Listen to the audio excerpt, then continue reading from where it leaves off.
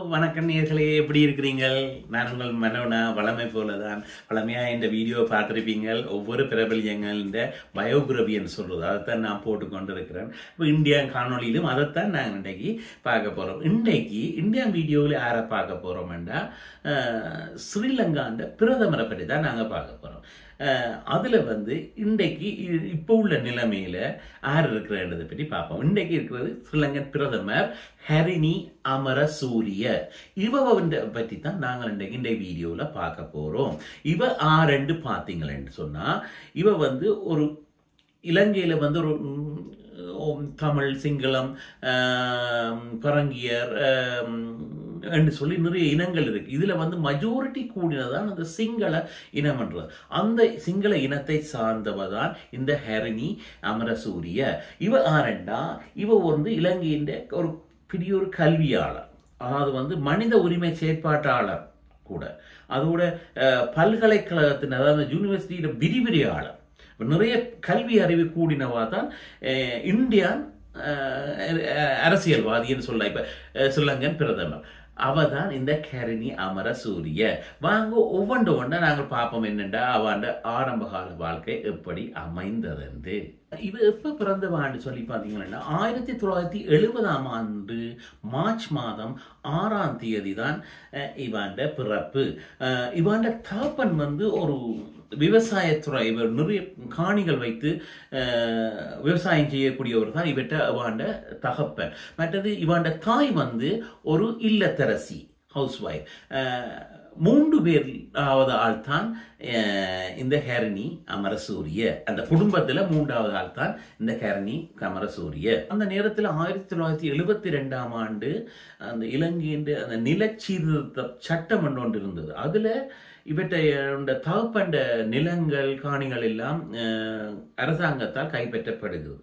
அந்த காரணத்தால இவர்கள் கொழும்புன்றது தலைநகரத்துக்கு மூவ் பண்றார்கள். அந்த நேரத்தில் மூவ் பண்ணி அதுல ஒரு பிஷப் என்ற கல்லூரியில படித்து வந்தவாதான் ஹரிணி அமரசூரிய.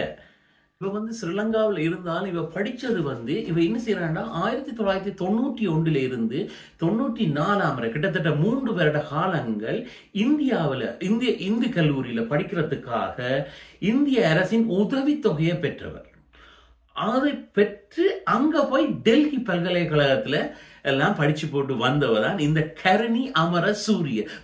எனக்கு நான் பற்றி ரீசர்ச் பண்ணிக்கலாம், எனக்கு நிறைய விஷயம் தெரியுது. 1991 இருந்து 94 வரை படிக்கிறதுக்காக இந்திய அரசின் உதவி தொகையெல்லாம் பெற்று அங்க போய் படிக்கிறா. இந்தியாவில் டெல்லி இந்திய கல்லூரியை படிக்கிறா. பிறகு டெல்லி யூனிவர்சிட்டியில படித்த ஒரு ஆள் தான் இவர். அங்கே இந்தியாவில் படிப்பை முடிச்ச பிறகு திரும்பி ஸ்ரீலங்காவுக்கு வாரா. நெக்ஸ்ட் இதில் சமூக நல பணிப்பாளராக, அதுக்கு பிறகுதான் இந்தியாவில் படித்த பிறகு திருப்பி ஸ்ரீலங்காவுக்கு சமூக நல பணிப்பாளராக தனது பணியாற்றலை தொடங்குகிறார். மாத்திரமில்லை, இவ கிட்டத்தட்ட ஒரு 5 ஆண்டு காலமாகத்துக்கு மேற்பட்ட இதுல அந்த சுனாமி, இப்ப ஸ்ரீலங்கா இந்தியாவில் அந்த சுனாமி என்று தெரியும், அதால பாதிக்கப்பட்ட குழந்தைகளுக்கு பணியாற்றல் நிறையவே செய்து கொண்டிருந்தவா. அதோட இல்லை, இவ ஆஸ்திரேலியா யூனிவர்சிட்டியில படிச்சிருக்கிறா. பிறகு ஸ்காட்லாந்து யூனிவர்சிட்டியில எல்லாம் படிச்சு பட்ட படிப்புகள் வாங்கினவா. நிறைய இருக்கு நேயர்களே, அதை நான் வாசிச்சு சொல்லிக்க வராது, ஷார்ட்டா சொல்றேன். இப்போ ஆஸ்திரேலியா யூனிவர்சிட்டியில படிச்சிருக்கிறா, ஸ்காட்லாந்து யூனிவர்சிட்டியில இதெல்லாம் முடிச்சு ஒரு பட்ட படிப்பு வாங்கின ஒரு ஆள் தான் இவர். இல்லை, இவ ஒரு புத்தகம் எழுதுறதிலும் இவாக்கு நிறைய ஆர்வம் இருந்தது. நிறைய புத்தகங்கள் வேற எழுதி இருக்கிறா. பாருங்கள், இவ்வளவு ஒரு கல்வி நுழைச்சான ஒரு ஆள் உண்டு. அவள் இந்த புத்தகங்களை பார்த்தீங்கன்னா இளைஞர்கள், அரசியல், கருத்து வேறுபாடுகளை பற்றி, செயல்பாடுகள், இந்த பாலினம் என்று சொல்லி இருக்குது, வளர்ச்சி, மாநில சமூக உறவுகள், இந்த குழந்தை பாதுகாப்பு, உலகமயமாக்கப்படுகிறது, உலகமயமாக்கப்பட்ட மேம்பாடு, இப்படிப்பட்ட துறைகளை ஆராய்ந்து அது சம்பந்தமான புத்தகங்களை எழுதி வெளியிட்டுள்ளார் தான் இந்த ஹரிணி. கூட இவருக்கு அந்த சின்ன பிள்ளைகளை கூட பிடிக்கும். அதாவது சிறுவர் பாதுகாப்பு, உளவியல், அது சம்பந்தமாக நிறைய பணியாற்றி இருக்கிறார்.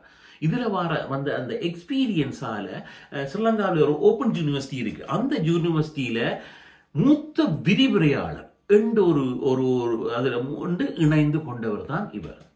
கூட இவ்வளவு படிச்சவா. மற்றது இலங்கையின் 3வது பெண் பிரதமர், அதாவது முதல் ஸ்ரீமா, பிறகு சந்திரிகா, அதுக்கு பிறகு இவதான் 3வது ஸ்ரீலங்காவோட பெண் பிரதமராக இருக்கிறார்.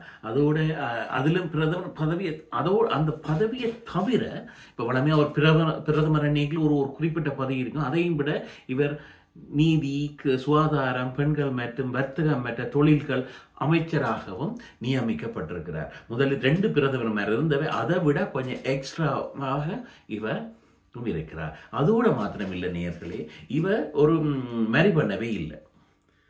மேரி பண்ணாத முழுக்க திருமணம் முடிக்கவும் இல்லை, அவருக்கு பிள்ளைகளும் இல்லை.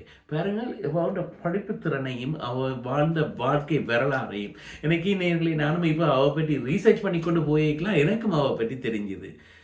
வளமை போலதான் நேயர்களே, ஒவ்வொரு பிரபல்யங்களையும் பற்றி நான் வீடியோ போட்டு கொண்டிருக்கிறேன். அதே மாதிரி பாருங்க, இதுக்கு கீழே ஒரு பிளாக் கலர் சைன் இருக்கு, அதுல சப்ஸ்கிரைப் பண்ற இப்ப முந்தி ரெட்டா வருது, இப்ப பிளாக் கலர்ல வருது. அதை நீங்க பிரஸ் பண்ணினா நான் போடுற ஒவ்வொரு வீடியோவும் உங்களுக்கு வந்து கொண்டிருக்கும். சில பேருக்கு அந்த பிரச்சனை இருக்கு, என்னன்னா ஏன் அதை பிரஸ் பண்ண ஏன் போகுது இல்லையன்ற ஒரு கேள்வி இருக்கும். அது என்னன்னா, நீங்க அதுல இமெயில ரெஜிஸ்டர் பண்ணி வச்சிருந்தீங்களா தான் அந்த சப்ஸ்கிரைப் ஆமத்தினா போகும். வளமையோடு தான் லைக் பண்ணி சப்ஸ்கிரைப் பண்ணுங்க. இன்னொரு வீடியோவில் நான் உங்களோட சந்திப்போம். நன்றி, வணக்கம்.